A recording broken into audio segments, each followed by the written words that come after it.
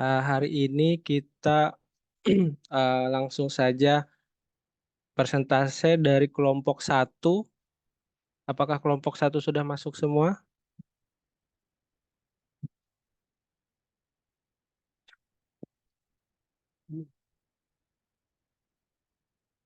Kelompok satu sudah siap? Pak Daniel, Mbak Desma, Mbak Ika.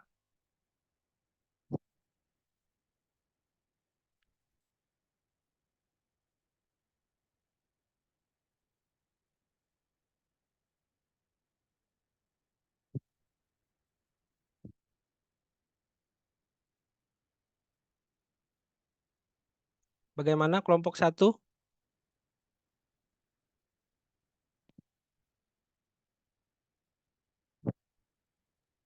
Belum masuk kayaknya, Pak. Belum masuk ya? Kalau kelompok dua, Mbak Wiwi, sudah siapkah?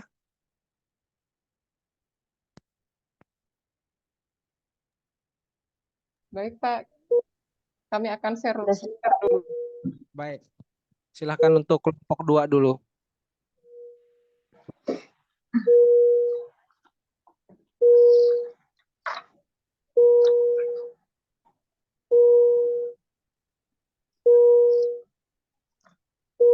Assalamualaikum warahmatullahi wabarakatuh. Selamat siang atau selamat sore untuk teman-teman semua.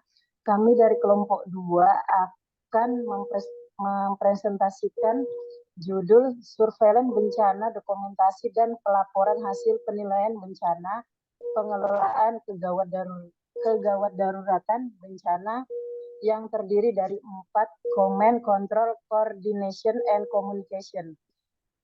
Kelompok 2 terdiri dari Mbak Mariatun, Mbak Hotmiati, Ratini Swatul, Lisna Manalu, Wiwi Andayani, Rina Mustika, dan saya sendiri Yuliarta Sari. Next.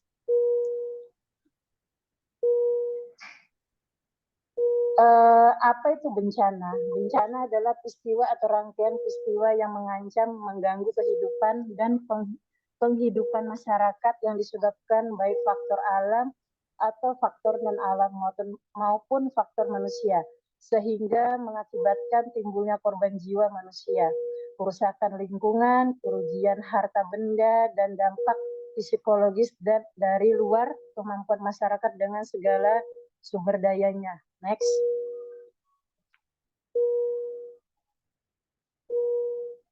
Ada tujuan manajemen bencana secara umum adalah sebagai berikut. Yang pertama, mencegah dan membatasi jumlah korban manusia serta kerusakan harta benda dan lingkungan hidup. Yang kedua, menghilangkan kesengsaraan dan kesulitan dalam kehidupan dan penghidupan korban. Yang ketiga, mengembalikan korban bencana dari daerah penampungan atau pengungsian ke daerah asal bila memungkinkan atau merelokasi ke daerah baru yang layak hidup huni dan aman. Yang keempat, mengembalikan fungsi fasilitas umum utama seperti komunikasi, transportasi, air minum, listrik, dan telepon, termasuk mengembalikan kehidupan ekonomi dan sosial daerah yang terkena bencana. Yang kelima, mengurangi kerusakan dan kerugian lebih lanjut. Keenam, meletakkan dasar-dasar yang diperlukan guna pelaksanaan kegiatan rehabilitas dan rekonstruksi dalam konteks pembangunan. Next. Tahap prabencana. Yang pertama, pencegahan atau bisa disebut prevention, upaya yang dilakukan untuk mencegah terjadi bencana atau jika mungkin dalam meniadakan bahaya, misal melarang pembakaran hutan dan peladangan, melarang penambangan batu di daerah curam, dan melarang membuang sampah sembarangan. Yang kedua, mitigasi bencana atau mitigasi adalah serangkaian upaya yang mengurangi resiko bencana baik melalui pembangunan fisik maupun penyadaran dan peningkatan kemampuan menghadapi ancaman bencana. Yang ketiga, kesiapsiagaan atau preparedness, serangkaian kegiatan yang dilakukan untuk mengantisipasi bencana melalui pengorganisasian serta melalui langkah yang tepat guna dan berdaya guna. Yang keempat, peringatan dini atau early warning, serangkaian kegiatan pemberian peringatan segera mungkin kepada masyarakat tentang kemungkinan terjadi bencana pada suatu tempat oleh lembaga yang mewenang dalam Undang-Undang Nomor 24 Tahun 2007 atau upaya untuk memberikan tanda peringatan bahwa bencana kemungkinan akan segera terjadi. Next. Tahap saat terjadi bencana. Yang pertama, tanggap darurat atau respon. Tanggap darurat adalah serangkaian kegiatan yang dilakukan dengan segera pada saat kejadian bencana untuk menangani dampak buruk yang ditimbulkan yang meliputi kegiatan penyelamatan dan evakuasi korban, harta benda, pemenuhan kebutuhan dasar, perlindungan, pengurusan pengungsian, penyelamatan, serta pemulihan prasarana dan prasarana. Yang kedua, bantuan darurat atau relief merupakan upaya yang untuk memberikan bantuan berkaitan dengan pemenuhan kebutuhan dasar berupa pangan, sandang, tempat tinggal, sementara kesehatan dan sanitasi, dan air bersih.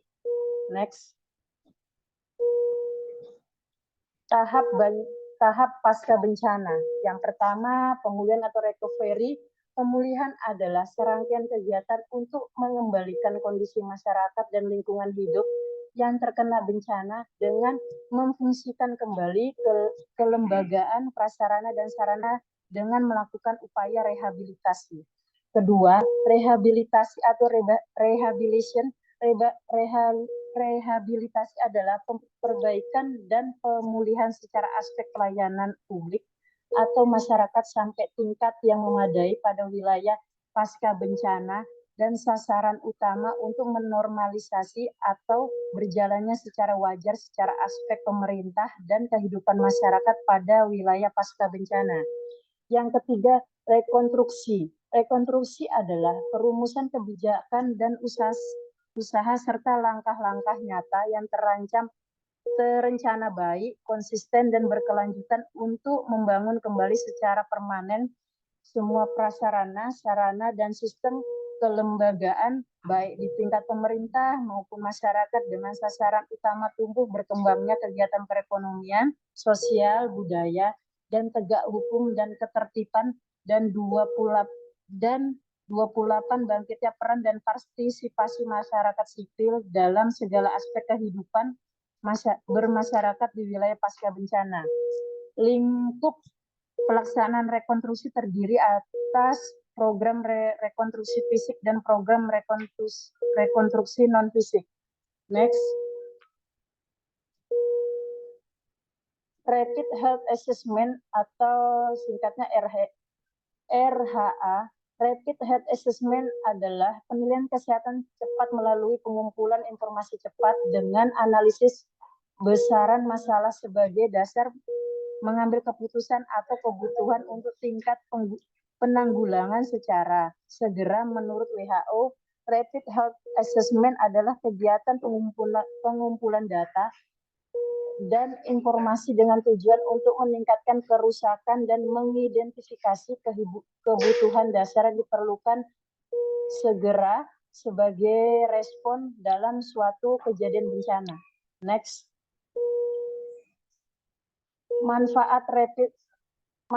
Yang pertama, manfaat Rapid Health Assessment adalah yang A, mengidentifikasi fakta-fakta di lokasi bencana. Yang B, mengidentifikasi kebutuhan yang harus segera dipenuhi.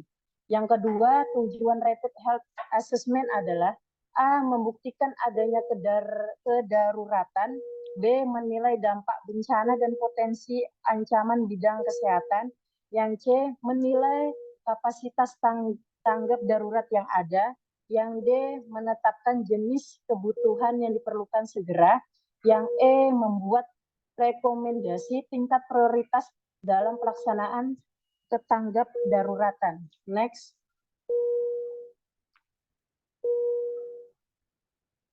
Pengelola bencana pada skala lokal, nasional, atau internasional. Pengelola bencana skala lokal, penentuan tingkat bencana, baik lokal maupun provinsi, oleh bupati, wali kota, gubernur, mempertimbangkan rekomendasi dari Badan Penanggulangan Bencana Daerah atau yang disingkat BPBD, kabupaten, kota, provinsi yang diamanahkan untuk menangani bencana. Undang-Undang Penanggulangan Bencana tahun 2007. Masalah yang mungkin dihadapi pada tingkat skala lokal ini adalah minimnya bantuan dari luar seperti minimnya bantuan dari pemerintah daerah, akses bencana yang terisolasi, teknologi yang kurang memadai atau canggih, makanan dan minuman yang terbatas, kurangnya fasilitas medis di daerah seperti rumah sakit, dokter, serta tenaga terampil seperti tim tanggap darurat dan relawan sering menjadi kendala. Di samping 31 itu, sekolah-sekolah mungkin dapat rusak yang mengakibatkan anak usia sekolah tidak dapat bersekolah, infrastruktur yang rusak, dan usaha atau bisnis masyarakat yang terganggu. Menurut Pan American Health Organization tahun 2000. Next.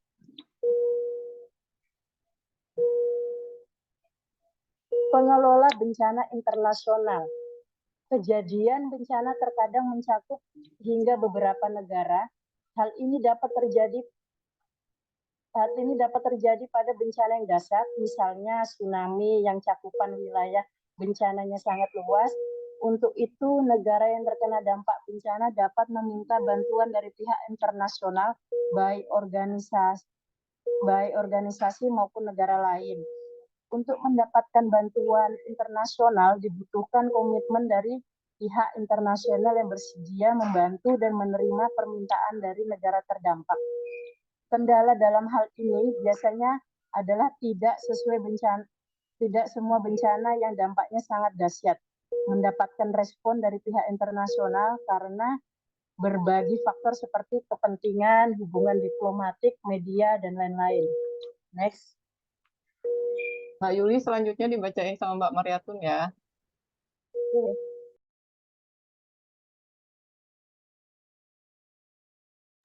Klasifikasi bencana. Bencana dapat diklasifikasikan sebagai berikut. 1. Menurut penyebab. A. Alam. Alam bisa berupa gempa bumi dan erupsi vulkanik, keadaan cuaca yang kekeringan atau banjir dan angin topan. B. Perbuatan manusia. Bisa terjadi kecelakaan kimia atau perang. Kedua, menurut perkiraan. Dapat diprediksi sebelumnya, yaitu banjir, angin topan. B. Tidak dapat diprediksi, yang berupa gempa bumi. Ketiga, menurut frekuensi yang sering, angin topan dan tornado. Yang B, jarang, mencairnya reaktor-reaktor nuklir.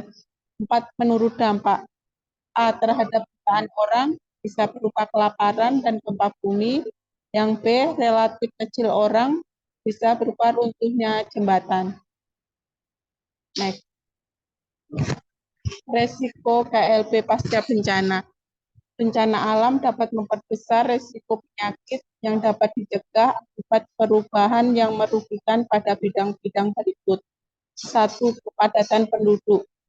Kontak yang dekat antar manusia berpotensi meningkatkan penyebaran penyakit bawaan udara atau airborne disease. Kondisi tersebut menyebabkan sebagian peningkatan kasus infeksi pernapasan akut dilaporkan pasca bencana. Yang kedua, perpindahan penduduk. Pemindahan korban bencana dapat menyebabkan masuknya penyakit menular baik pada penduduk migran maupun pada penduduk asli yang rentan. Ketiga, kerusakan dan pencemaran layanan sanitasi dan penyediaan air. Air minum sangat rentan terhadap kontaminasi yang disebabkan kebocoran saluran air kotor dan adanya bangkai binatang di sumber air. Yang keempat, terganggunya program kesehatan masyarakat. Setelah bencana, tenaga dan dana biasanya dialihkan untuk kegiatan sesegera mungkin. Penyebaran penyakit menular dapat meningkat populasi yang tidak terlindung. Next. Kelima, perubahan ekologi. Perubahan ekologi yang mendukung perkembangbiakan vektor musim hujan yang disertai atau tidak disertai banjir. Kemungkinan dapat mempengaruhi kepadatan populasi vektor. Salah satu dampaknya adalah tambahan tempat perkembangbiakan nyamuk atau masuknya pengerat di daerah banjir. Keenam, perpindahan hewan peliharaan dan hewan liar. Seperti halnya populasi manusia, populasi hewan sering berpindah akibat bencana alam, sehingga zoonosis yang ada pada tubuh hewan tersebut ditularkan pada manusia dan juga pada hewan lain. Persediaan makanan, air, dan penampungan darurat dalam situasi bencana. Kebutuhan dasar penduduk sering disediakan dari sumber baru atau sumber yang berbeda. Sangat penting untuk memastikan bahwa makanan dari baru tersebut tidak merupakan sumber penyakit menular. Next. Surveillance epidemiologi.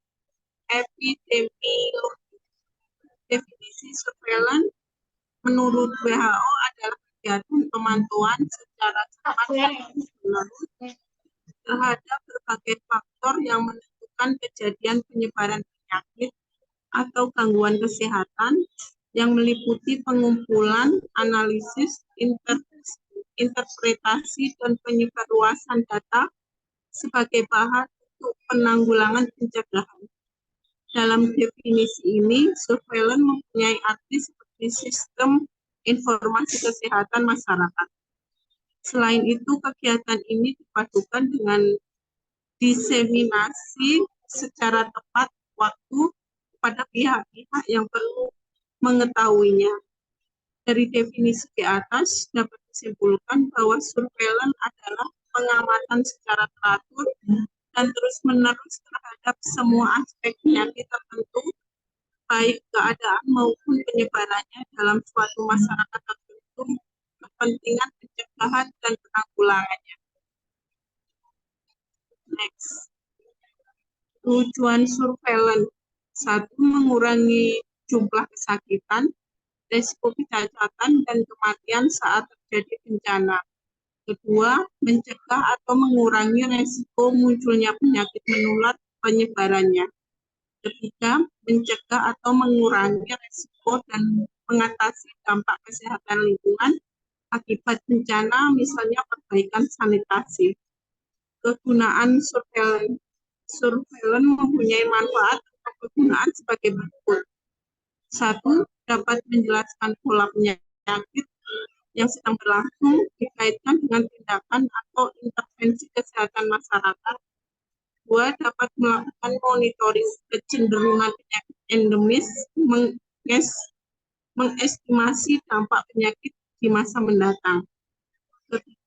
Dapat mempelajari riwayat alamiah penyakit dan epidemiologi penyakit, khususnya untuk mengidentifikasi adanya KLB atau wabah. 4. Memberikan informasi dan data dasar untuk penentuan prioritas. 5. Dapat memantau pelaksanaan dan daya guna program pengendalian khusus dengan membandingkan besarnya masalah sebelum dan sesudah pelaksanaan program. 6. Membantu menetapkan prioritas masalah kesehatan dan prioritas sasaran program pada tahap perencanaan program. 7.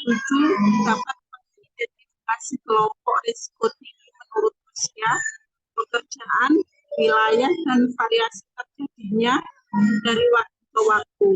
Menambah pemahaman mengenai sektor penyakit, reservoir binatang, dan dinamika penularan penyakit menular. Surveillance Data pengungsi. Data pengungsi meliputi data jumlah total pengungsi dan kepadatan tempat pengungsian, data pengungsi menurut lokasi, golongan umur, dan kelamin. Data dikumpulkan setiap minggu atau bulanan. Surveillance kematian. Yang tercantum dalam data kematian meliputi nama, tempat atau barang, umur, jenis kelamin, tanggal meninggal, diagnosis, gejala, identitas pelapor. Surveillance rawat jalan, surveillance air sanitasi, surveillance gizi dan pangan. Next. Mbak Mar, selanjutnya Mbak Wiwi ya yang bacakan.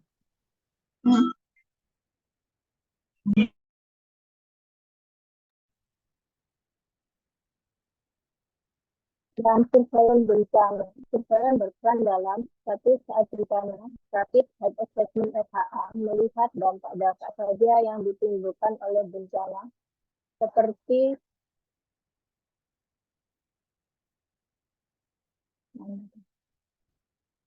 berapa jumlah korban, barang-barang apa saja yang dibutuhkan, peralatan apa yang harus disediakan, berapa banyak pengungsi lansia, anak-anak, seberapa parah tingkat kerusakan, kondisi sanitasi lingkungan. Setelah bencana, data-data yang akan diperoleh dari kejadian bencana harus dapat dianalisis dan dibuat kesimpulan berupa bencana kerja atau kebijakan. Misalnya, apa saja yang harus dilakukan masyarakat untuk kembali ke pengungsian, rekonstruksi, dan rehabilitasi seperti apa yang harus diberikan.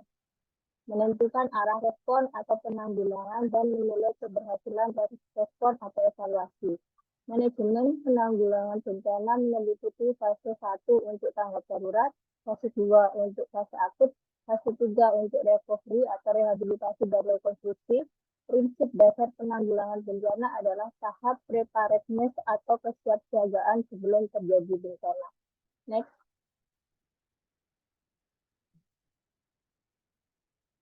Upaya penanggulangan bencana meliputi pra-bencana, kelembagaan atau koordinasi yang solid, SDM atau petugas kesehatan yang terampil secara medis dan sosial, bekerja sama dengan siapapun, ketersediaan logistik, bahan, alat, dan obat. Ketika bencana, rapid health assessment dilakukan hari H hingga H+. RHA dilakukan untuk mengatur besarnya suatu masalah yang berkaitan dengan kesehatan akibat bencana, yaitu dampak yang terjadi maupun yang kemungkinan dapat terhadap kesehatan. Seberapa besar kerusakan terhadap sarana pemukiman berpotensi menimbulkan masalah kesehatan dan merupakan dasar bagi kesehatan yang tepat dalam penanggulangan selanjutnya. Assessment terhadap kondisi darurat merupakan suatu proses berkelanjutan. Artinya seiring dengan perkembangan kondisi darurat, suatu penilaian yang lebih rinci. Tujuan dari dilakukan assessment awal secara cepat adalah next,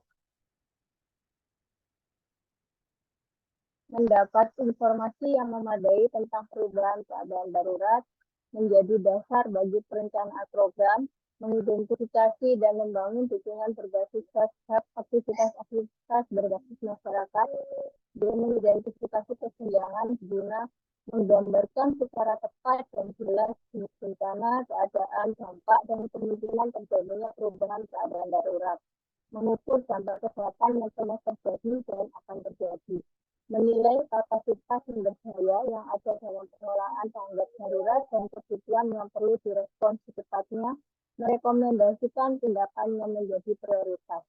Pasca bencana, kebutuhan dari RHA untuk menentukan langkah selanjutnya, pengendalian penyakit menular seperti ISPA, diare, DBD, chikungunya, tifoid, dan lain-lain, layanan kesehatan dasar, surveillance penyakit, memperbaiki kesehatan lingkungan, meliputi air bersih, LCK, pengelolaan sampah, sanitasi makanan, dan lain-lain. Next. Manfaat surveillance bencana. Surveillance bencana sangat penting secara garis besar manfaatnya adalah 1. Mencari faktor resiko di tempat pengungsian seperti air, sanitasi, kepadatan, kualitas tempat penampungan. 2. Mengidentifikasi penyebab utama kesakitan dan kematian sehingga dapat diupayakan pencegahan. Ketiga, mengidentifikasi fungsi kelompok rentan seperti anak-anak, lansia, wanita hamil sehingga lebih memperhatikan kesehatannya. 4. Pendataan pengungsi di wilayah, jumlah, kepadatan, golongan umur menurut jenis kelamin. 5. Mengidentifikasi kebutuhan seperti gizi. 6. Survei epidemiologi. Masalah epidemiologi dalam surveillance bencana termasuk A. Pertolongan terhadap kelaparan.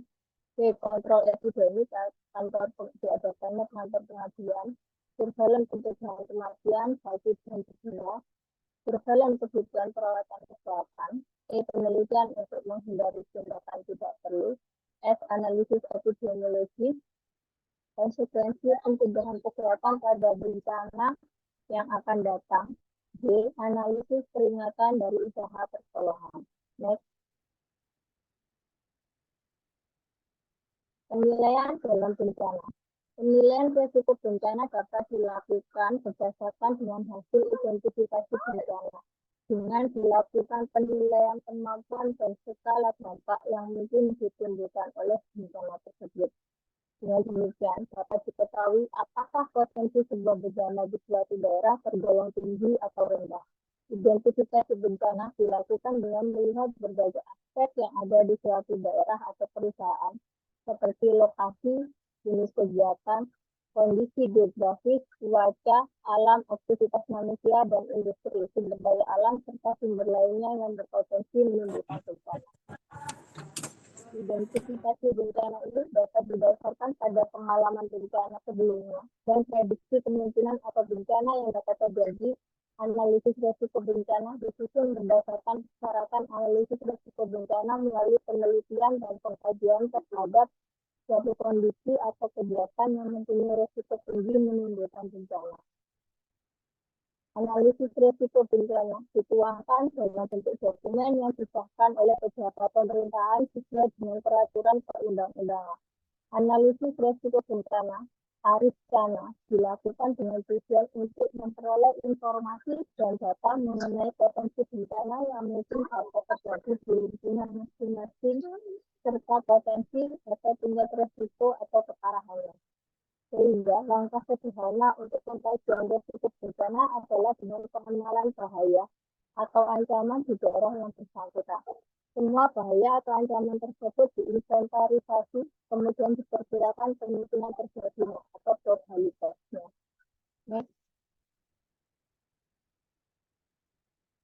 Laporan bencana. Data bencana yang diperoleh dari berbagai sumber merupakan landasan dalam memberikan informasi ke pihak-pihak yang membutuhkan.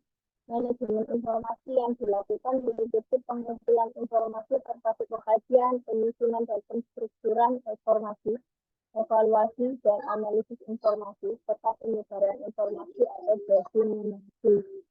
Semua informasi dan data bencana harus disimpan secara rapi dan baik secara elektronik maupun dalam bentuk dokumen tertulis. Dalam melakukan analisis data, diperlukan prinsip kehati-hatian, teliti, dan objektif agar menghasilkan informasi yang tepat, tuntas, dan akurat. Sebagai acuan dalam analisis dilakukan dengan memperhatikan konsep SW+A, yaitu apa? Di mana, kapan, siapa, mengapa, dan bagaimana. Apabila tidak memungkinkan dilakukan semua proses itu dengan apa, di mana, kapan, dan bagaimana. Next. Dokumentasi kebencanaan. 1. Profil daerah. Profil daerah berisi data kondisi geografis, geologis, iklim, hidrologi, tata guna lahan, demografi, dan lain-lain. Formulir ini diisi oleh BPBD JOPD yang menangani penanggulangan bencana yang bersumber dari OPD yang mengelola data terkait dengan profil daerah. Ketersediaan sumber daya, ketersediaan itu meliputi logistik, pangan, sandang, logistik lain, paket kematian, peralatan, dan sumber daya manusia. Formulir ini diisi oleh BPBD atau OPD yang menangani bencana, yang bersumber dari OPD yang mengelola data terkait dengan ketersediaan sumber daya. Peralatan adalah segala bentuk alat dan peralatan yang dapat dipergunakan untuk membantu terselenggaranya suatu kegiatan penanggulangan bencana. sehingga dengan bantuan alat tersebut manusia dapat memenuhi kebutuhannya dan dapat melaksanakan fungsi kehidupannya sebagai manusia, termasuk dalam kategori peralatan ini misalnya peralatan kesehatan, peralatan komunikasi, peralatan peringatan dini, peralatan teknik, dan sebagainya. Sumber daya manusia, relawan, tenaga kesehatan, petugas, perawat bidang sanitarian, atau dokter ahli gizi, dan lain-lain, TNI Polri, tenaga SAR, bebas siaga. Next.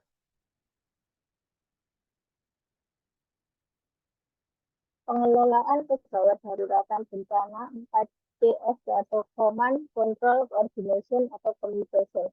Komen atau pemandu, kemampuan memberikan perintah secara efektif mengenai sebuah insiden menggunakan struktur perintah terpadu adalah kunci sukses penanganan kondisi darurat apapun.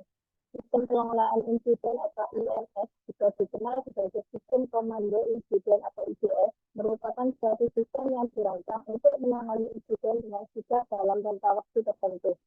Dalam kondisi darurat, petugas hanya dapat secara efektif menangani 3-7 orang. Ketika kondisi darurat berlangsung, sumber daya tambahan akan dikerahkan dan distribusi kelompok atau sektor akan diberikan masing-masing oleh petugas sendiri.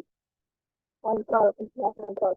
Salah satu bidang penting yang sering terabaikan dalam penyusunan program dan rencana persiapan bencana adalah kontrol informasi dan pencitraan yang ditransfer kepada dunia melalui media. Perencanaan yang berkaitan dengan siapa, apa, kapan, di mana, dan bagaimana arus informasi sangat penting untuk memastikan keakuratan informasi yang disebarkan tentang perusahaan. Kontrol terhadap penyebaran arus informasi adalah hal yang sangat penting dan harus menjadi bagian yang komprehensif dari penanganan gawat darurat dan rencana persiapan penanganan bencana. Pada intinya, saat ini adalah penting untuk mengontrol arus informasi karena setiap informasi yang disampaikan akan mempengaruhi kehidupan perusahaan ke depannya. Next. Coordination atau koordinasi. Kemampuan untuk berkomunikasi, berkoordinasi, dan bekerja secara efektif sebagai suatu tim merupakan faktor utama dalam menentukan keberhasilan suatu rencana. Dalam suatu rencana berskala besar, nanti makan banyak sumber daya yang dibutuhkan. Kemampuan masing-masing pihak penolong untuk mendata permasalahan, menghitung sumber daya yang dimiliki, dan berkomunikasi antar sesama akan menentukan keberhasilan suatu program. Ada banyak anggota masyarakat yang akan bersedia membantu para penyelenggara kebakaran, para medis, dan lain-lain akan dengan sukarela membantu penanggulangan dampak bencana. Komunikasi. Prinsip dalam komunikasi bencana mengkomunikasikan suatu informasi tentang bencana berharga kepada publik merupakan hal yang utama dalam risk management. Publik perlu tahu tentang bahaya dan risiko yang akan mereka hadapi sehingga mereka bisa melakukan persiapan yang diperlakukan bila terjadi suatu masalah. Next. Prinsip dalam berkomunikasi yang baik berdasarkan metode dan pendekatan yang dapat digunakan untuk edukasi dan meningkatkan pengetahuan masyarakat. Edukasi dan pelatihan untuk tenaga profesional menggunakan internet dalam penanggulangan bencana. Komunikasi yang baik, alat komunikasi, sumber daya manusia bidang komunikasi. Next. Demikian presentasi dari kami. Apabila ada kekurangan kami mohon maaf. Jika ada pertanyaan mungkin kami bisa membantu untuk menjawab. Terima kasih.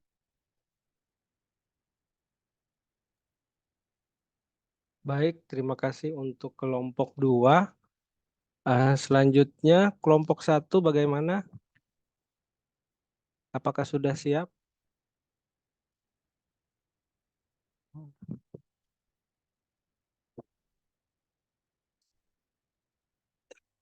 Kelompok 1, apakah sudah masuk semua?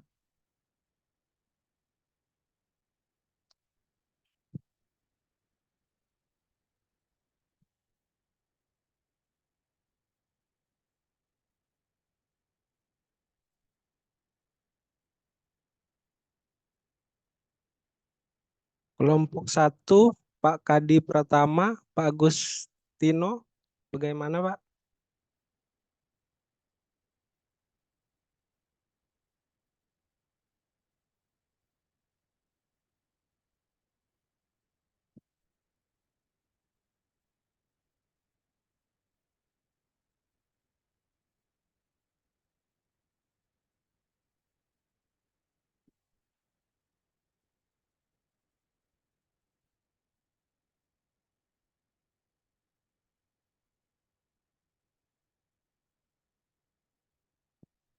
Baik, sambil menunggu dari kelompok 1,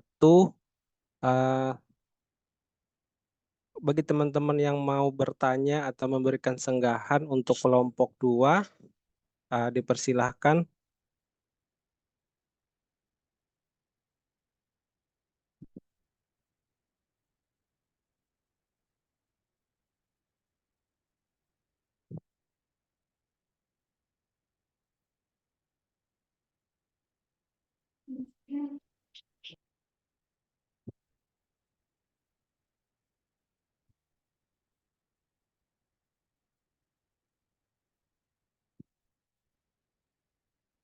Untuk pertanyaan kelompok 2 sudah ada 1 di ruang chat. Ada lagi pertanyaan untuk kelompok 2?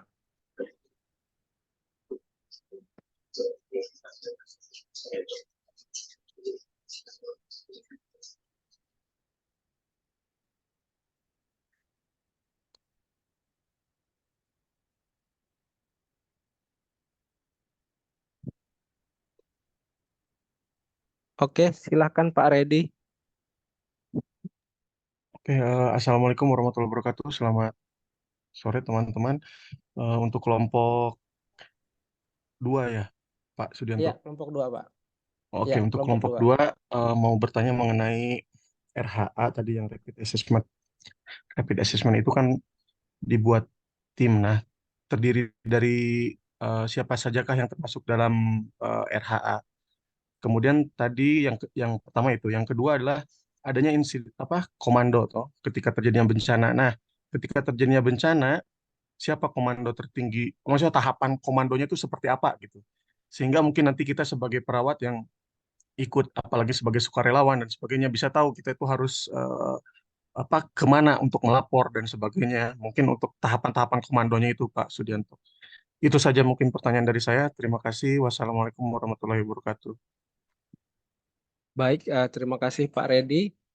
Mungkin untuk kelompok 2, berhubung yang bertanya sudah ada 2 orang, yang pertama dari Pak Redi, dan yang kedua ada di kolom chat dari Ibu Christine. Untuk pertanyaannya, Bu Christine, bagaimana peran surveilen dalam mengedukasi masyarakat, terutama anak sekolah, dalam melakukan mitigasi bencana seperti banjir atau gempa? Untuk kelompok 2, mau menjawab atau menanggapi, dipersilahkan.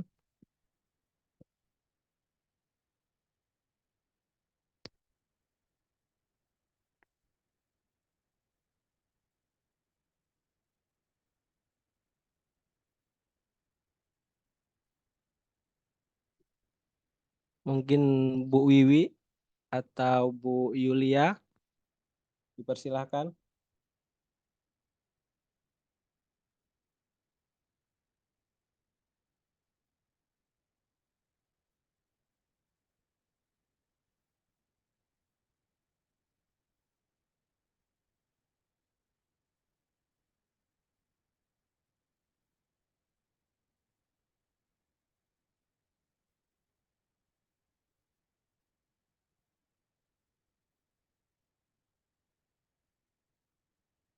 Teman-teman dari kelompok 2 bagaimana?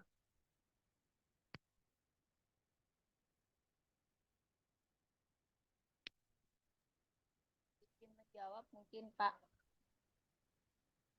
Oke, silakan Bu Wiwi. Mungkin untuk yang bagaimana peran surveillance dalam pengedukasi masyarakat anak sekolah dalam melakukan mitigasi bencana. Untuk surveillance itu sendiri adalah pengumpulan data ya. Mungkin dengan mengumpulkan data entah adanya suatu kejadian-kejadian, kita akan melakukan suatu penyuluhan terhadap masyarakat umum maupun anak sekolah, di mana apa sih yang harus dikerjakan untuk mencegah bencana. Anggap aja seperti banjir. Banjir itu kan di mana sering terjadi akibat kesalahan manusia itu sendiri, yaitu seperti penebangan pohon yang tidak dilakukan penanaman kembali, mungkin seperti itu untuk yang banjir. Kalau untuk gempa, mungkin semacam edukasi jika terjadi gempa itu apa yang akan dilakukan. Anggaplah misalkan jika terjadi gempa, seperti anak-anak ataupun orang tua setidaknya langsung keluar dari ke kondisi yang krodit, tapi tidak dengan tergesa-gesa. Anggap aja seperti atau misalkan di rumah tidak berlindung di bawah pohon atau seperti apa. Mungkin di situ. Mungkin teman-teman bisa bantu yang lainnya.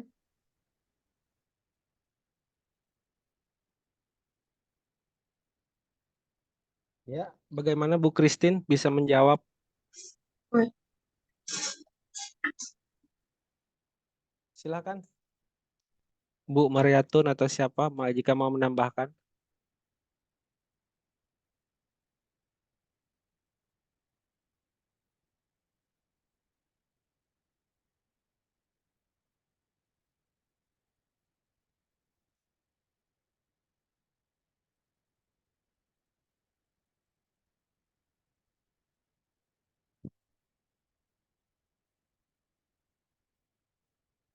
Baik, untuk pertanyaan Ibu Christine sepertinya sudah terjawab.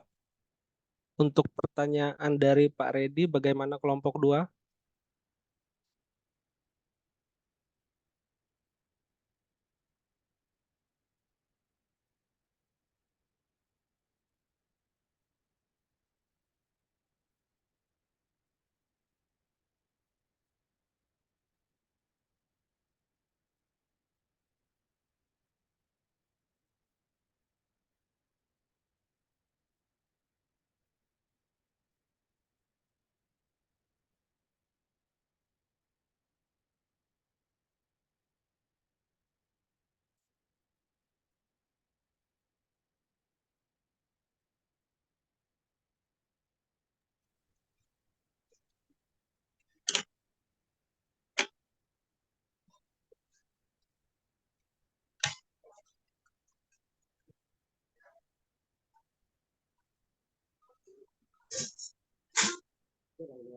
Mohon maaf untuk Pak Redi tadi yang pertanyaan pertama apa RH apa ya maksudnya? Untuk Pak Redi bisa diulang pertanyaannya, diperjelas. Tadi yang terkait apa rapid health assessment kalau saya nggak salah baca di slide-nya kan ada dijelaskan mengenai itu. Nah, yang termasuk dalam tim rapid health assessment itu siapa saja, Bu Wiwi?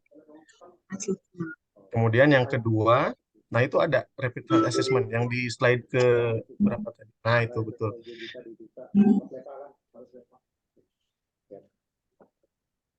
Nah, yang kedua yang ditanyakan adalah kan tadi ada mengenai insiden komando ya di apa bencana. Nah, tahapan-tahapan komandonya itu seperti apa sih? Itu saja.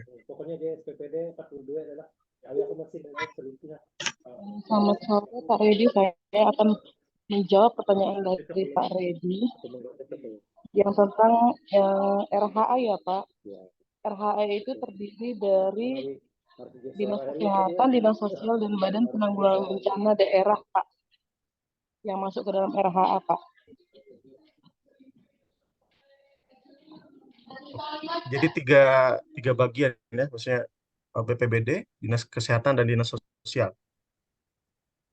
Iya Pak, Dinas Kesehatan, Badan Penanggulangan Bencana Daerah Pak, benar Pak. Oke, baik. Untuk yang RAH Pak Redi. Oke, baik. Terima kasih, Bu Lisna. Iya, sama-sama Pak Redi.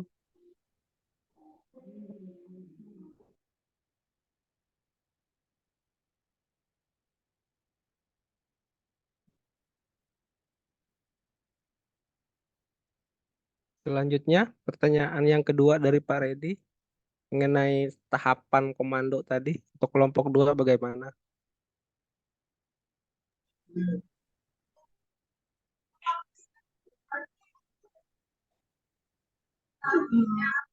Bisa Pak jawab. Tahapan komando bencana bisa dibagi menjadi itu tahapan pencegahan dan mitigasi, tahapan kesiapsiagaan, tahapan tanggap darurat, serta tahap rehabilitasi dan rekonstruksi.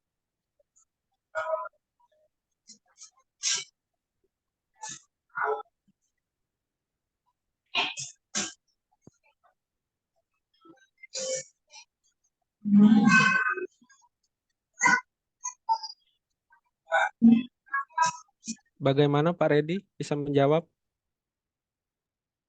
Oh, itu kan tahapan-tahapan. Maksudnya komandonya itu dalam arti ketika di suatu terjadi bencana nih, kita ada bencana. Nah, yang untuk menjadi leader incident commander di suatu bencana itu siapa kan? Anggaplah kita sebagai sukarelawan nih. Kita harus melapor ke siapa? Kita di bawah siapa? Seperti itu maksudnya, Ibu Mariatun. Mungkin saya bantu menjawab ya Pak. Untuk penetapan status tingkat bencana, itu adalah Bupati Wali Kota mengatur tingkat bencana skala kabupaten kota. Untuk Gubernur menentukan status tingkat bencana skala provinsi.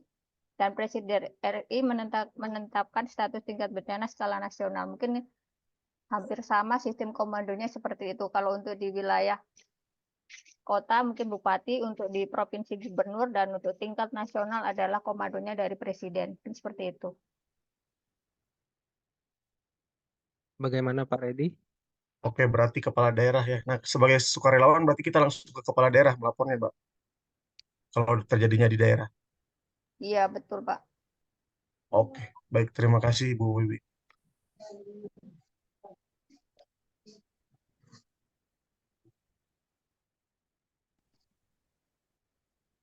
Selanjutnya di kolom chat ada pertanyaan ini dari Pak Domingus. Dalam melaksanakan mitigasi terhadap suatu bencana atau KLB, sering mengalami hambatan seperti kurangnya pengetahuan masyarakat, terutama dari orang-orang yang berpengaruh sehingga bisa menghalau proses yang dilakukan. Apa strategi yang digunakan untuk menghadapi masalah seperti ini? Silahkan untuk kelompok 2.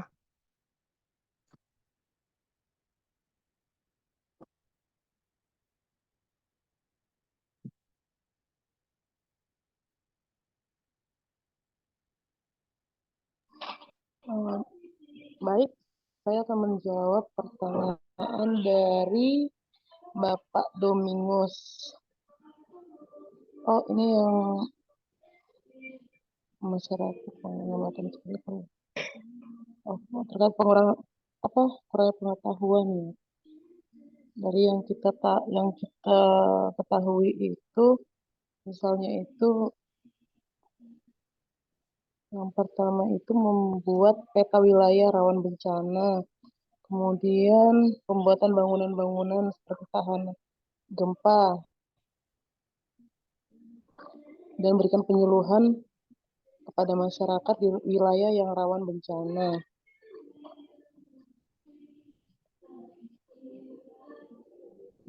Serta ada pelatihan di warga yang rawan bencana.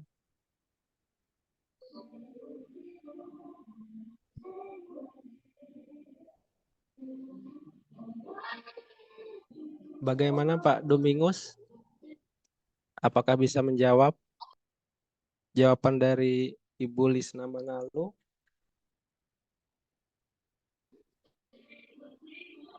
Ya, kurang lebih. Terima kasih Pak Dede. Pak, kurang lebih. Oke, terima kasih Pak. Uh, Selanjutnya ada lagi yang ditanyakan untuk kelompok 2. Jika tidak ada, kita coba lagi ke kelompok 1 untuk persentasenya.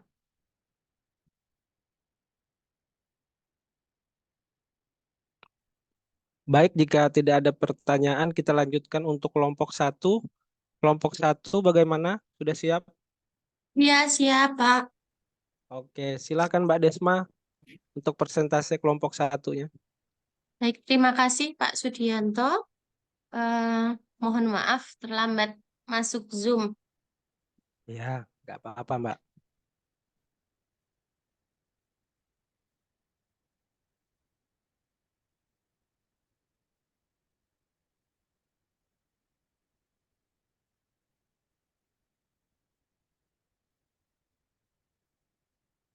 Bapak Ibu, apakah sudah terlihat share screen dari saya?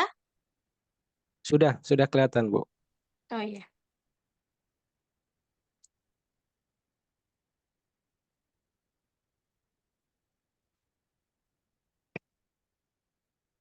Iya, Saya mewakili kelompok 1, di sini akan menjelaskan tentang konsep dan model triase bencana.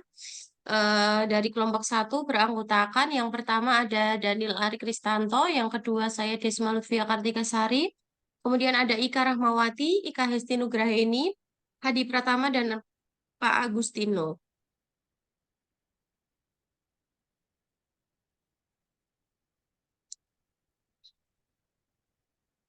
Iya, untuk yang pertama itu ada konsep triase. Triase merupakan suatu konsep pengkajian yang cepat dan berfokus dengan suatu cara yang memungkinkan pemanfaatan sumber daya manusia, peralatan, serta fasilitas yang paling efisien dengan tujuan untuk memilih atau menggolongkan semua klien yang memerlukan pertolongan dan penetapan prioritas penanganannya. Prinsip triase adalah time saving is life saving, atau waktu keselamatan adalah keselamatan hidup. Metode triase yang telah dikembangkan atas pemikiran bahwa triase harus akurat, cepat, dan universal. Metode tersebut menggunakan 4 macam observasi, yaitu bisa berjalan, bernafas, sirkulasi darah, dan tingkat kesadaran untuk menentukan tindakan, dan penting sekali bagi seluruh anggota medis untuk mampu melakukan triase dengan metode ini. Menurut Zailani tahun 2019. Prinsip triase bencana yang pertama, triase umumnya dilakukan untuk seluruh korban. Untuk triase per orang tidak lebih dari 30 detik. Melaksanakan prioritas sesuai kategori tingkat kedaruratannya. Pemasangan kartu triase atau kode identifikasi korban sesuai urutan ataupun kategori prioritasnya. Triase dilakukan secara berulang-ulang. Klasifikasi dan penentuan triase. Menurut Anderson 2018 menyatakan bahwa pengambilan keputusan pada triase berdasarkan pada keluhan utama, riwayat medis dan data objektif yang mencakup keadaan umum klien serta hasil pengkajian fisik, tumbuh kembang, dan psikososial selain pada faktor-faktor yang mempengaruhi akses pelayanan kesehatan serta alur klien lewat sistem pelayanan kedaruratan. Proses triase ini sendiri adalah perawat mengumpulkan data dan keterangan sesuai dengan kategori keparahan klien, baik secara objektif maupun subjektif, sehingga dapat dilakukan penentuan prioritas kegawatan. Selanjutnya, mendokumentasikan dan melakukan intervensi ketika ditemukan kondisi yang mengancam jiwa dan terjadi gangguan sistem pernafasan atau sirkulasi. Maka perawat harus segera melakukan intervensi kepada klien dengan segera membawa ke ruang resusitasi dengan waktu yang dibutuhkan adalah 2-5 menit, yaitu meliputi pengkajian triase secara subjektif, pengkajian triase secara objektif, pemilahan berdasarkan kegawatan, melakukan dokumentasi, dan waktu. Kemudian metode triase bencana, yaitu yang pertama ada single triase, digunakan untuk keadaan di mana pasien datang satu persatu, seperti misalnya instalasi unit gawat darurat sehari-hari. Yang kedua, simple triase. Pada keadaan bencana massal awal-awal, di mana sarana transportasi belum ada atau ada tetapi terbatas, dan terutama sekali belum ada tim medis atau paramedis yang kompeten.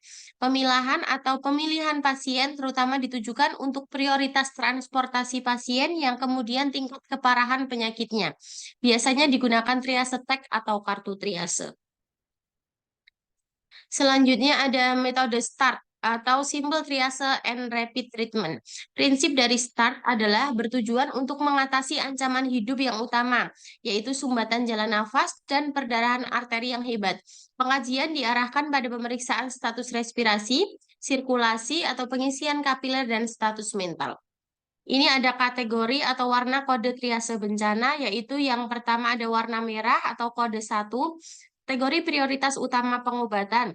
Kondisi penyakit atau luka memerlukan pengobatan dengan segera karena dalam kondisi yang sangat kritis, yaitu tersumbatnya jalan nafas, dyspnoe, perdarahan, shock, atau hilang kesadaran. Kemudian yang kedua, warna kuning, kategori bisa menunggu pengobatan. Pengobatan pada korban ini dapat ditunda untuk beberapa jam dan tidak dapat berpengaruh terhadap nyawanya. TTV-nya stabil. Kemudian warna hijau yaitu kategori ringan, mayoritas korban luka yang dapat berjalan sendiri. Untuk warna hitam, kategori meninggal atau tidak dapat diselamatkan. Korban sudah meninggal dunia ataupun tanda-tanda kehidupannya terus menghilang. Selanjutnya ada metode secondary assessment to victim endpoint atau SAFE. Ada keadaan di mana terdapat korban dalam jumlah yang sangat banyak, yang jauh melampaui kapasitas penolong. Maka harus dilakukan triase secara cepat dengan tujuan menyelamatkan banyak korban sebanyak-banyaknya. Untuk itu, pada triase dengan metode SAFE, korban dibagi menjadi 3 kelompok, yaitu kelompok korban yang diperkirakan akan meninggal, apapun tindakan yang akan diberikan. Kelompok korban yang diperkirakan akan mampu bertahan hidup, apapun tindakan yang akan diberikan termasuk tidak dilakukan pertolongan. Kelompok yang tidak termasuk dalam 2 kategori di atas, yang berarti korban pada kelompok ini keselamatannya sangat tergantung pada intervensi yang akan diberikan. Kelompok inilah yang harus mendapat prioritas penanganan. Jenis-jenis triase bencana, triase di tempat, dilakukan di tempat korban ditemukan atau pada tempat penampungan yang dilakukan oleh tim pertolongan pertama atau tenaga medis gawat darurat. Mencakup pemeriksaan, klasifikasi, pemberian tanda, dan pemindahan korban ke pos medis lanjutan. Triase medik dilakukan saat korban memasuki pos medis lanjutan oleh tenaga medis yang berpengalaman. Sebaiknya dipilih dari dokter yang bekerja di UGD, kemudian ahli anestesi, dan terakhir oleh dokter bedah. Bertujuan untuk menentukan tingkat perawatan yang dibutuhkan oleh korban. Kemudian triase evakuasi ditujukan pada korban yang dapat dipindahkan ke rumah sakit yang telah siap menerima korban bencana massal. Jika pos medis lanjutan dapat berfungsi efektif, jumlah korban dalam status merah akan berkurang dan akan diperlukan pengelompokan korban kembali sebelum evakuasi dilaksanakan. Tenaga medis di pos medis lanjutan berkonsultasi dengan pos komando dan rumah sakit bertujuan berdasarkan kondisi korban untuk membuat keputusan korban mana yang harus dipindahkan terlebih dahulu, rumah sakit tujuan, jenis kendaraan, dan pengawalan yang akan dipergunakan. Kemudian yang kedua ada penilaian sistemis sebelum, saat, dan setelah bencana pada korban, survivor, populasi rentan, dan berbasis komunitas. Pengertian penilaian sistematis yaitu adalah kegiatan mengumpulkan data dan informasi yang berkaitan dengan bencana yang termasuk di dalamnya bentuk bencana, lokasi, dampak, korban, dan usaha dalam menghadapi bencana sebelum, saat, dan setelah terjadinya bencana. Penilaian sistematis ini disusun untuk memberikan gambaran mengenai resiko dan dampak yang akan dialami jika terjadi bencana. Penilaian sebelum bencana. Mitigasi bencana yang efektif harus memiliki 3 unsur utama, yaitu penilaian bahaya, peringatan, dan persiapan. Penilaian bahaya atau hazard diperlukan untuk mengidentifikasi populasi dan aset yang terancam, serta tingkat ancaman. Penilaian ini memerlukan pengetahuan tentang karakteristik sumber bencana, probabilitas kejadian bencana, serta data kejadian bencana di masa lalu. Selanjutnya, peringatan atau warning diperlukan untuk memberi peringatan kepada masyarakat tentang bencana yang akan mengancam, seperti bahaya tsunami yang diakibatkan oleh gempa bumi, aliran lahar akibat letusan gunung berapi, dan sebagainya. Sistem peringatan didasarkan pada data bencana yang terjadi sebagai peringatan dini, serta menggunakan berbagai saluran komunikasi untuk memberikan pesan kepada pihak yang berwenang maupun masyarakat. Peringatan terhadap bencana yang akan mengancam harus dapat dilakukan secara cepat, tepat, dan dipercaya. Selanjutnya ada persiapan. Persiapan rencana untuk bertindak ketika terjadi atau kemungkinan akan terjadi bencana. Perencanaan terdiri dari perkiraan terhadap kebutuhan-kebutuhan dalam keadaan darurat dan identifikasi atas sumber daya yang ada untuk memenuhi kebutuhan tersebut. Perencanaan ini dapat mengurangi dampak buruk dari suatu ancaman. Kegiatan kategori ini tergantung pada unsur mitigasi sebelumnya, penilaian bahaya dan peringatan yang membutuhkan pengetahuan tentang daerah yang memungkinkan terkena bencana, dan pengetahuan tentang sistem peringatan untuk mengetahui kapan harus melakukan evakuasi dan kapan saatnya kembali ketika situasi telah aman. Selanjutnya, penilaian saat bencana. Tahapan paling krusial dalam sistem manajemen bencana adalah saat bencana sesungguhnya terjadi. Mungkin telah melalui proses peringatan dini maupun tanpa peringatan atau terjadi secara tiba-tiba. Oleh karena itu, diperlukan langkah-langkah seperti tanggap darurat untuk dapat mengatasi dampak bencana dengan cepat dan tepat agar jumlah korban atau kerugian dapat diminimalkan. Penilaian awal mencakup protokol persiapan. triase, survei primer, resusitasi stabilitasi, survei sekunder, dan tindakan definitif atau transfer ke rumah sakit sesuai. Selanjutnya penilaian setelah bencana. Penilaian kerusakan, kerugian, dan kebutuhan sumber daya dilakukan pada minggu terakhir masa tanggap darurat atau setelah masa tanggap darurat dinyatakan berakhir. Penilaian dilakukan melalui persiapan, pengumpulan data, analisis data, dan pelaporan. Hasil asesmen tersebut menjadi data dan informasi penting untuk melakukan perbaikan sumber daya. Sesuai dengan Peraturan Kepala BNPB Nomor 17 Tahun 2010, penilaian pasca bencana meliputi jumlah korban baik yang selamat maupun meninggal, termasuk populasi rentan lansia, ibu hamil, anak-anak, dan penderita disabilitas, kerugian harta benda, kerusakan sarana dan prasarana, cakupan luas wilayah yang terkena bencana, dampak sosial ekonomi yang ditimbulkan.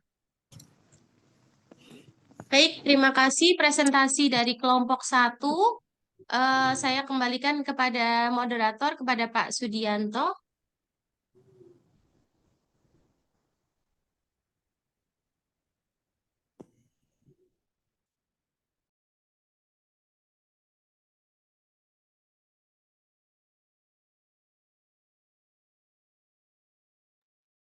Pak Sudianto, suaranya belum diaktifkan. Baik, terima kasih untuk kelompok 1 yang sudah mempresentasikan ininya. Selanjutnya kita buka 2 pertanyaan dulu atau sanggahan untuk kelompok 1. Untuk teman-teman, jika ada yang mau bertanya, dipersilahkan bisa langsung atau melalui kolom chat. Dipersilahkan.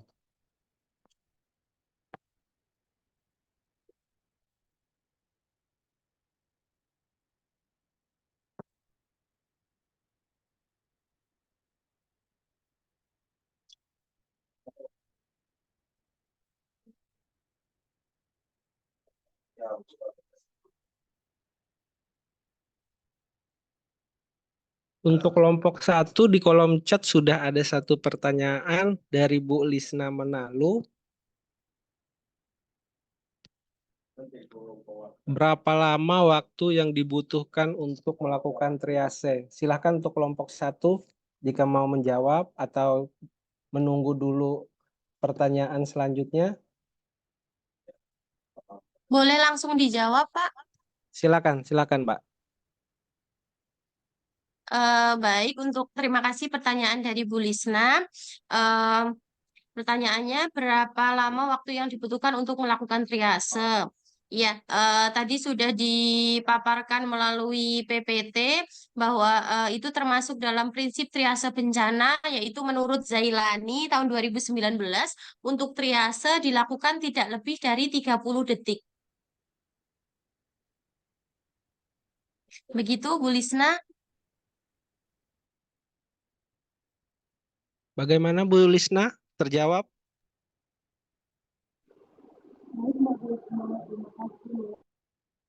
Baik, terima kasih. Selanjutnya, mungkin ada pertanyaan lagi untuk kelompok 1.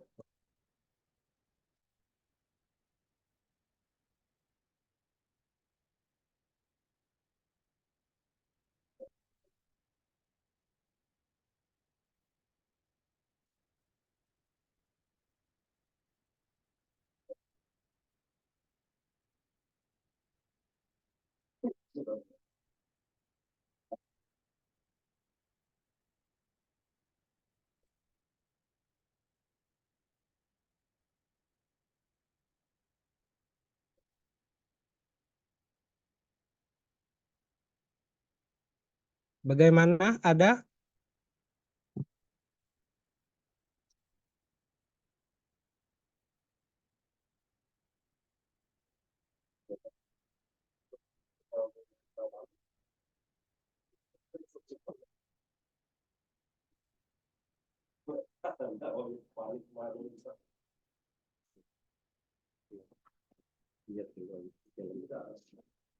Ya, silakan Pak Puji Santoso.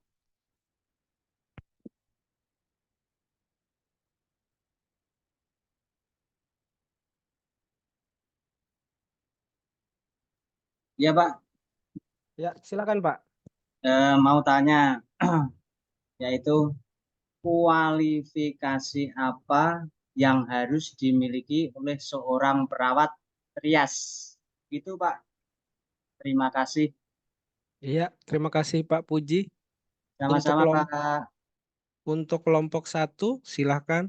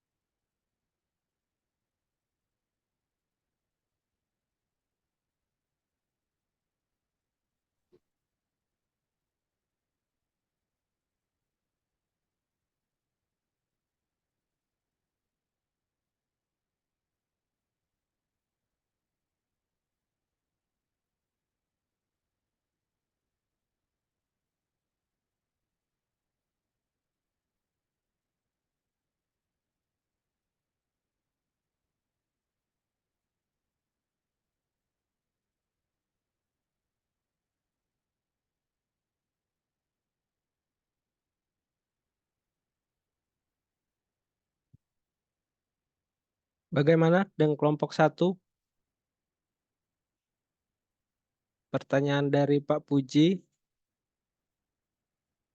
Di kolom chat juga ada pertanyaan dari Mbak Wiwi dan Bapak Domingus.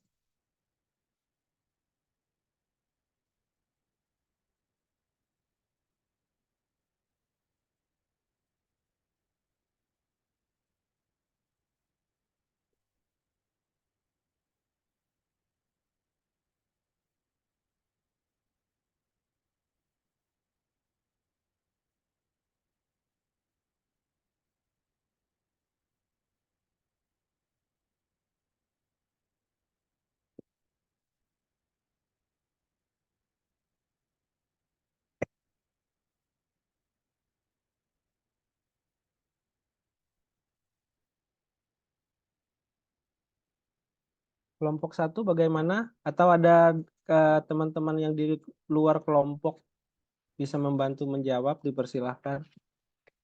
Mungkin saya mau menjawab pertanyaan Pak Budi Santoso, Mas. Ya, silakan Pak. Kualifikasi apa yang harus dimiliki seorang perawat triasa dalam melakukan perawatan triasa? Yang pertama tentunya pendidikan dan lisensi. Ada suatu pelatihan lisensi keperawatan yang valid sebelum melakukan triase, mungkin pelatihan di rumah sakit, kebencanaan. Kemudian yang kedua adalah pengalaman kerja klinis yang cukup, terutama pada unit gawat darurat atau unit perawatan intensif. Kemudian pengetahuan klinis, memiliki pemahaman yang mendalam tentang berbagai kondisi medis dan penyakit, mengetahui prosedur medis darurat dan penanganan kegawatan. Yang keempat, keterampilan komunikasi, mampu berkomunikasi dengan jelas dan efektif dengan pasien atau keluarga dan tim perawatan lainnya, mampu bekerja dengan tenang dan memberikan informasi yang diberikan.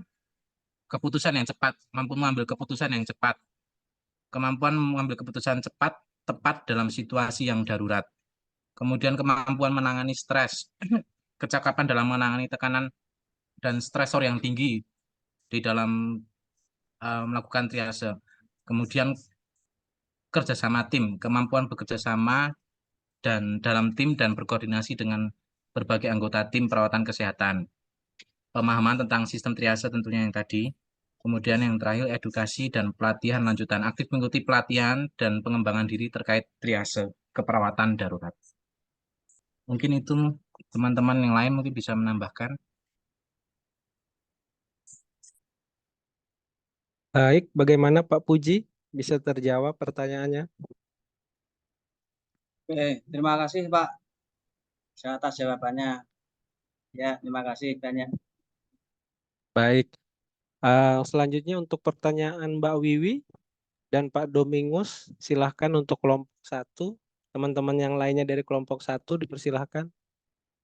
Izin menjawab untuk pertanyaan Mbak Wiwi ya Pak. Iya, silakan Mbak Ika. Untuk pertanyaan Mbak Wiwi tadi, kendala apa yang terjadi sewaktu melakukan triase dalam tanggap bencana dan apa solusinya? kalau menurut saya kendalanya yang pertama kekurangan sumber daya ya. Sumber daya SDM dan sarana yang tersedia itu yang sering dihadapi pada pasien dengan korban bencana dalam jumlah besar. Misalnya seperti itu, untuk solusinya kita bisa melibatkan peningkatan pelatihan, melibatkan peningkatan pelatihan petugas triase, bisa dengan menggunakan pedoman yang jelas dan peningkatan koordinasi antar tim medis.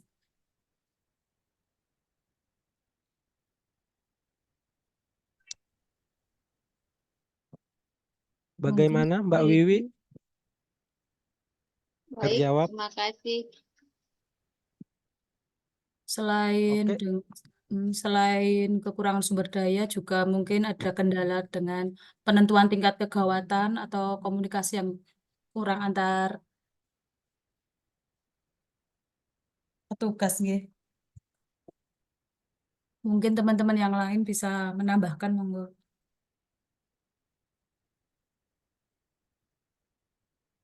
Silakan teman-teman anggota dari kelompok 1 jika ingin menambahkan atau menjawab pertanyaan dari Pak Domingus. Selamat sore teman-teman. Saya coba menjawab teman sore. Pak Domingus yang kapan waktunya. Maaf saya dalam perjalanan ya. Mungkin suara saya terganggu. Enggak. Masuk Iya, kerjaan. enggak apa-apa, Pak. Silakan, Pak. Kapan waktunya yang tepat untuk dilakukan membentuk melakukan triase. Waktunya pada saat kejadian itu terjadi. Kita bisa, tapi yang timnya dibentuk itu sebelum. Contohnya kan dulu kami sebelum COVID kami membentukkan sebuah tim di Timor Leste, EMT, Emergency Medical Team. Itu kami lakukan setelah itu adanya wabah COVID, itu kami langsung melakukan pembagian tugas dalam untuk menangani bencana pandemi tersebut. Makanya kalau ini di sini kita mau waktunya untuk melakukan triase itu habis berhubungan dengan bahaya terhadap tim, kita harus melihat juga untuk melakukan hal-hal preventif untuk tim tersebut. Kalau ada sesuatu kita harus memiliki ini untuk melakukan, tidak boleh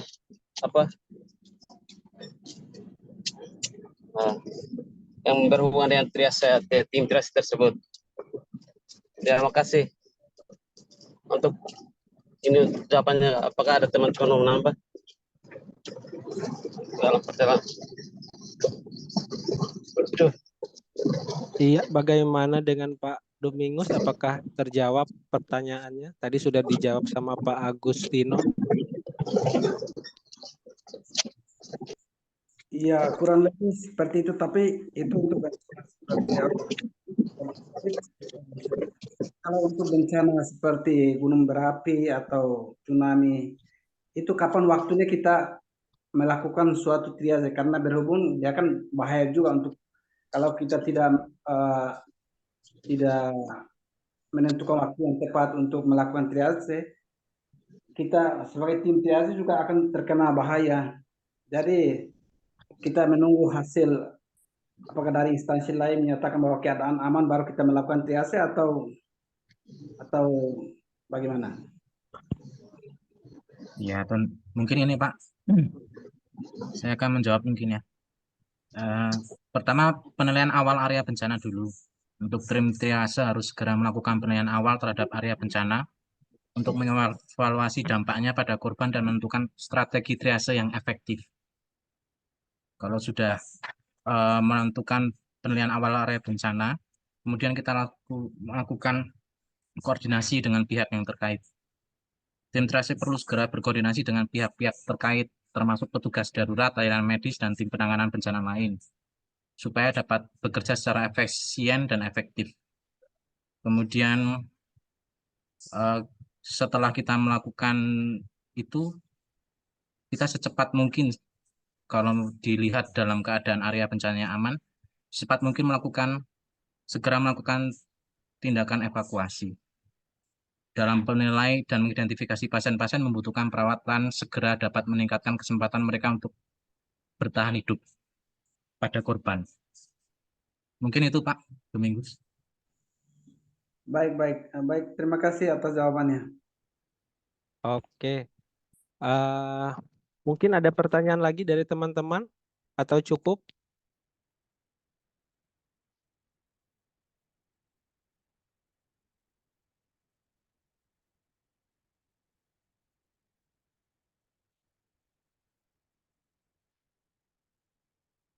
Baik, jika tidak ada lagi pertanyaan untuk sesi persentase dan tanya jawabnya, saya cukupkan. Terima kasih untuk kelompok 1 dan kelompok 2, juga teman-teman yang lainnya.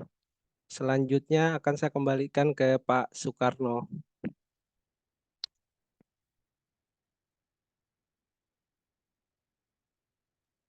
Oke, terima kasih Pak Sudianto ya yang sudah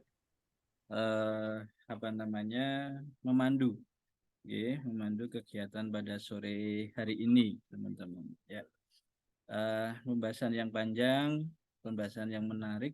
Ya, jadi ada 2 topik atau 3 topik utama. Jadi tentang surveillance bencana, kemudian ada penilaian atau asesmen sebelum, saat, dan sesudah bencana dengan melihat 4 komando di situ, kemudian ada trias. Oke, sebentar. Ini tambahan saja Bapak Ibu.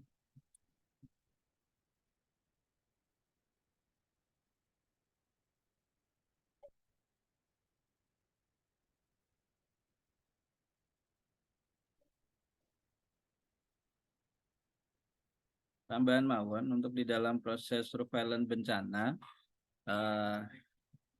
kenapa sih harus dilakukan surveillance bencana? Pada dasarnya adalah kita akan melakukan analisis ataukah melakukan survei berhubungan dengan kebencanaan, ya, terutama adalah dampak yang akan ditimbulkan dari adanya sebuah bencana tersebut. Oke. Tadi kelompok sudah menyampaikan dengan baik, dengan runut, ya, tetapi ada beberapa poin yang memang terlewat, ya. Di situ contohnya adalah ke arah surveillance penyakit, kemudian pertimbangan faktor resiko di luar sektor kesehatan jika memang ditemukan, ataukah pasti nanti akan kita akan ketemu dengan kondisi-kondisi yang memang di luar kemampuan kita. Itu juga harus dilakukan sebuah surveillance ataukah harus dilakukan assessment di situ. Nah, apa yang bisa dilakukan? Ya, contohnya dengan melakukan pendeteksian dini, kemudian kecenderungan penyakit, mencermati identifikasi perubahan, deteksi perubahan, itu yang memang bisa dilakukan saat kita melakukan surveillance kepada penyakit itu. Nah, peran surveillance semuanya sudah ada di sini, apa yang harus dilakukan. Ya, jadi si surveillance ataukah tim yang melakukan surveillance, tadi kelompok menyampaikan adalah HRA kalau konteksnya, Health Recovery Assessment. Ada lagi namanya adalah HRNA, Human Recovery Net Assessment, itu juga masuk di dalam kelompok surveillance, hanya bedanya adalah kalau Human Recovery nanti ke arah ke manusianya, itu yang harus dilakukan kajian. Nah, jadi di dalam proses kebencanaan, maka gimana sih kita bisa melakukan surveillance bencana? Jadi kita melihat dampak yang ditimbulkan dari bencananya itu seperti apa, ya, baik itu yang bersifat natural disaster ataukah yang bersifat man-made disaster. Maka kita melakukan surveillance, ya, ataukah melakukan assessment setelah klimaks bencananya itu sudah terjadi. Nah, kalau untuk maka kita akan melakukan assessment berarti sebelum terjadinya bencana. Tapi saat sudah terjadinya bencana, maka kita lakukan asesmen setelah klimaks bencananya itu terjadi. Begitu juga tadi saat kita melakukan trias, ya. Trias tidak bisa dilakukan sebelum bencana karena kita nggak tahu korbannya seperti apa. Tapi setelah klimaks bencana terjadi, barulah kita bisa melakukan pemilahan terhadap korban. Nah, ini yang bisa kita lakukan di dalam proses surveillance tersebut. Ini situasi nanti bisa panjenengan baca. Nah, kajian-kajian surveillance yang bisa kita temukan, maka ini harapannya adalah untuk proses perbaikan. Perbaikan terhadap apa? Terhadap sumber daya manusia yang rentan ya terhadap penyakit karena memang sesuai dengan keilmuan. Nah, maka harus dilakukan proses asesmen. Maka di tempat pengungsian itu nanti akan tim surveillance akan melakukan asesmen berhubungan dengan kondisi yang memang rentan terhadap penyakit, terutama adalah penyakit yang bersifat adalah wabah. Ya, hal ini untuk mencegah terjadinya KLB atau kejadian luar biasa pasca bencana itu terjadi. Jadi contohnya adalah kemungkinan akan muncul adanya malaria, kemungkinan akan muncul yang namanya DHF dan lain sebagainya. Nah, itu sudah bisa diantisipasi agar KLB-nya tidak terjadi, maka bentuk intervensi apa yang akan disusun, bentuk implementasi apa yang akan disusun, itu merupakan hasil dari kajian di dalam surveillance tersebut. Nah, kalau ingin membandingkan kondisi kebencanaan dengan kondisi yang lain, maka bisa kita lihat gitu, okay? Nah, kalau pada situasi normal, maka dilakukan surveillance secara rutin. Ini biasanya dilakukan dari Dinas Kesehatan yang akan dibantu oleh Puskesmas, yang akan melakukan proses kajian tersebut. Nah, kemudian kalau dalam konteks ancaman kedaruratan, maka bedanya adalah dia akan lebih mendalam lagi. Waktunya akan menjadi lebih panjang. Jumlah timnya akan menjadi lebih banyak, ya. Karena kalau sudah terjadi proses kebencanaan, maka dilihat skala kebencanaannya sampai seberapa besar. Ya, apakah memang dampaknya itu sangat luas atau tidak. Nah, kemudian sehingga semuanya akan bisa dilakukan. Harapannya surveillance ini mau dalam kondisi normal, kedaruratan, ataukah pada kondisi yang lain, itu diharapkan adalah agar bisa menentukan arah pertolongan, arah bantuan, ya, terhadap kebutuhan, terutama kebutuhan dasar bagi para korban bencana tersebut. Ya, karena kalau kita masuk di fase rehabilitatifnya, maka para korban itu membutuhkan pengelolaan baik itu secara fisik atau psikologis dengan benar.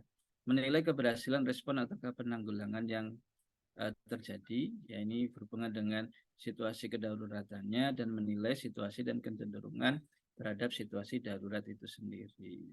Dan nah, kegiatan surveillance pada situasi bencana ini yang bisa dilakukan melakukan analisa data, analisis faktor resiko, melaporkan laporan berkala, ya, laporan masyarakat, ya, hasil wawancara itu semuanya dianalisis menjadi bahan kajian, menjadi data masukan sehingga bisa dilakukan proses pengelompokan masalah. Dan pengelompokan masalah ini nanti harus diteruskan untuk dilakukan proses implementasi sesuai dengan kebutuhan masalah yang ditemukan. Ya, karena sifat meskipun sama-sama jenisnya natural disaster, tetapi kadang dampak yang ditimbulkan itu menjadi berbeda. Ya, ini contoh yang memang bisa dilakukan surveillance epidemiologi tentang potensi KLB, makanan gizi, imunisasi, air, sanitasi, dan lain sebagainya. Itu yang memang harus dilakukan. Okay? Nah, ini untuk yang kelompok rentan yang memang harus diwaspadai di dalam surveillance tersebut. Nah, yang ingin saya perhatikan adalah, nah, setiap surveillance itu nanti ada formnya, form registrasi, bagaimana kita bisa mendapatkan informasi berhubungan dengan sumber daya manusia yang menjadi para korban. Contohnya seperti ini, Bapak Ibu. Ini adalah form ya untuk mendapatkan data dari tempat pengungsian ataukah data dari masyarakat yang terkena dampak dari bencana tersebut. Ya. Nah, ini contoh lagi adalah kalau ini pada anak-anak gitu. Jadi rekapitulasi penyakit harian pada bencana ini juga masuk di dalam surveillance yang harus dilakukan di dalam tim health recovery assessment tersebut. Ya, jadi contohnya ada nggak yang dia menderita diare, ada nggak yang dia menderita ispa, ada nggak yang dia menderita kulit. Nah, ini menjadi sebuah informasi awal agar apa? Agar nanti di tempat pengungsian tidak terjadi penularan penyakit, sehingga KLB itu memang benar-benar bisa dicegah. Ya, itu bentuk laporan-laporannya yang memang harus dilakukan. Dan itu Bapak Ibu tambahan untuk yang di dalam proses surveillance kebencanaan. Oke. Nah, sehingga nanti bisa panjenengan baca-baca Bapak Ibu semuanya. Kemudian sedikit Bapak Ibu sebelum diakhiri di dalam proses penilaian sebelum dan sesudah, saat dan sesudah terjadinya bencana. Oke.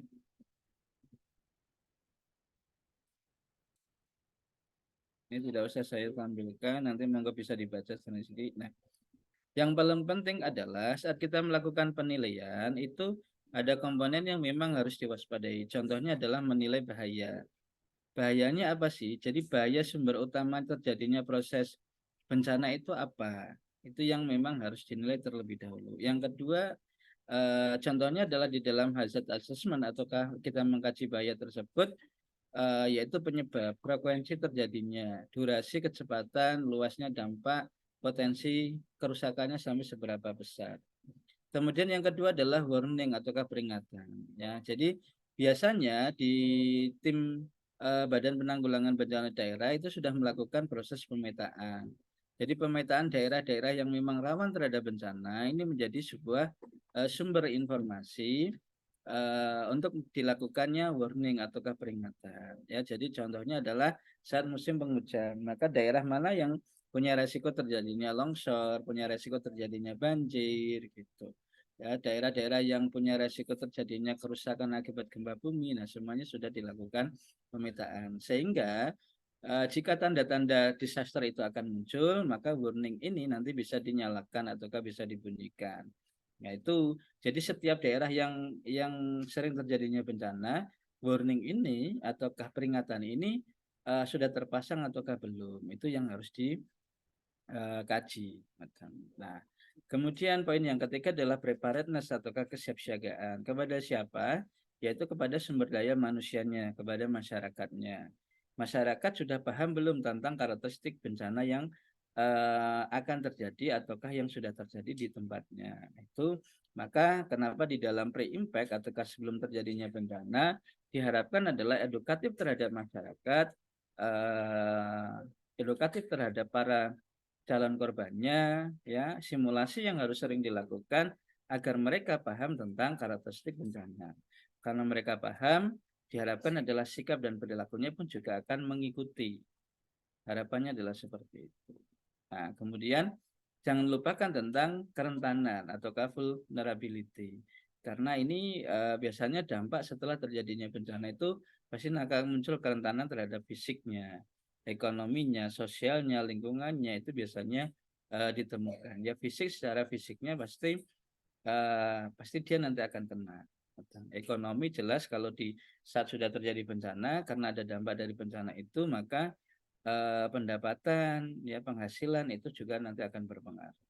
Kemudian sosial, begitu juga dengan lingkungan karena adanya dampak kerusakan sumber daya alam. Nah, kalau digambarkan di dalam proses penilaian tersebut, jadi kalau si tikus ini, ya ataukah hewan ini, agar dia bisa mendapatkan makanan, maka apa yang harus dilakukan? Nah, jadi kalau kita tinggal memang di daerah yang memang rawan terhadap bencana, maka kita harus tahu apa yang harus kita persiapkan, apa yang harus kita lakukan, apa bentuk mitigasi yang harus dijalankan agar saat terjadinya bencana, kerusakan tidak dampak kerusakannya tidak begitu besar dan kita tidak menjadi korban. Nah, maka ada bentuk penilaian terhadap bahaya, ada penilaian terhadap kerentanan, ada penilaian terhadap kapasitasnya. Ya, sehingga dia menggunakan helm mungkin di sini saat akan mengambil makanan sehingga bahayanya bisa diminimalkan. Itu adalah hanya sebagai analogi contoh bagaimana seseorang saat menilai sebelum bencana, saat bencana dan juga sesudah kebencanaan. Oke, monggo nanti bisa panjenengan dibaca-baca materi yang sudah saya kirimkan. Seperti itu Pak Sudianto juga Mbak ataukah para sipen nggih, untuk keperawatan bencana pada sore hari ini tambahan dari saya. Dan kalau tentang trias tadi secara umum bisa dipakai yang model trias start ya. Kalau di IKID itu kan ada yang trias sesi dan seterusnya, tinggal nanti disesuaikan ya apa yang memang bisa dipakai. Yang setidaknya adalah memang kalau di lapangan rata-rata yang dipakai adalah modelnya yang start symbol rapid team assessment di dalam trias tersebut, sehingga bisa melihat sumber daya alam yang memang sumber daya manusia yang memang punya resiko menjadi korban terhadap bencana tersebut. Oke, gitu Bapak Ibu yang bisa saya tambahkan di dalam presentasi di sore hari ini. Cukupkah Bapak Ibu semuanya? Cukup, Pak. Cukup. Oke, terima kasih kalau cukup nggih Mas Sudianto dan Bapak Ibu semuanya. Terima kasih. Selamat sore. Selamat Saya sore, Pak. akhiri. Terima kasih. Sore, Pak. Terima kasih, Pak. Nggih. Jumpa.